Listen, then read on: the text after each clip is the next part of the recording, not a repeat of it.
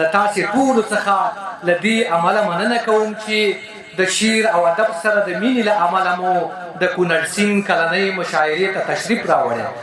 دغه کلنۍ مشاعره چې هر کال د اطلاعات او کلتور ریاست او د کونړ د فرهنګیانو په زیار چمتو کیږي، د هیواد د بیلابیلو ولایتونو پکې شاعران، فرهنګیان، د شعر او ادب مینوال برخه اخلي. د کونړ ولایت د اطلاعات او کلتور رئیس شاعرانو او د شعر مینوالو ته د ښه راغلاست ترڅنګ له هغوی هیله وکړه چې د یووالي او اسلامي نظام د پایښت لپاره شعرونه ووایي.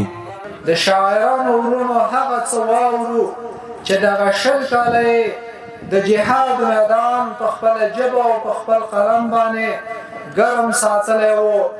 زموږ هغه فرهنګیان مشران چې دلته حاضر دي د هغو نه هم یو جهان مننه کوو.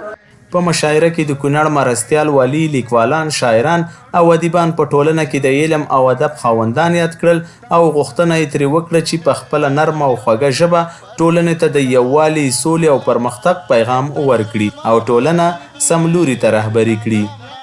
د شعر و شاعرۍ په سلسله کې هم منګه د اسلام د حمایت او د سربلندۍ او د استحکام په خاطر باندې ځوانان لرو چې هغه به د نړیوالو مقابله په شعر و شاعرۍ باندې کوي. په دغه مشاعره کې تر لنډو وینا وروسته شاعرانو په خپلو خوږو غږونو هنري، عشقي او کونړ سیند ته لیکل شوي ځانګړي شعرونه وویل چې د ګډونوالو لخوا یې تود هرکلی وشو. زما خود رنځور زړګي علاج لره پکار یې، زما خود رنځور زړګي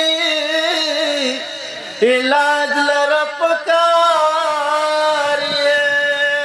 احیانا که جوړ نشي زړه چولی شي کنه، دا وطن خوشحال باشي خیر خو مهربان دی، حسن کې مثال باشي خدای خو مهربان دی.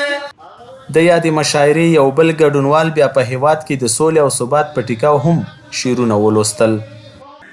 په خپل وطن کې ښه ډاډه ګرځم، پراخه ګریوې لیونی نه یم چې بیا به زه جګړه کومه.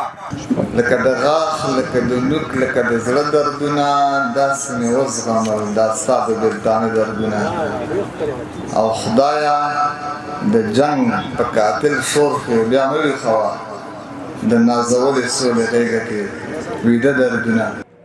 د یادونې ده چې د کونړ سیند مشاعره هر کال د اسداباد په زړه کې جوړیږي چې دا ځل له 2 کلن ځنډ وروسته یو ځل بیا د سلګونو ګډونوالو، شاعرانو، ادیبانو او فرهنګیانو په ګډون ترسره شوه.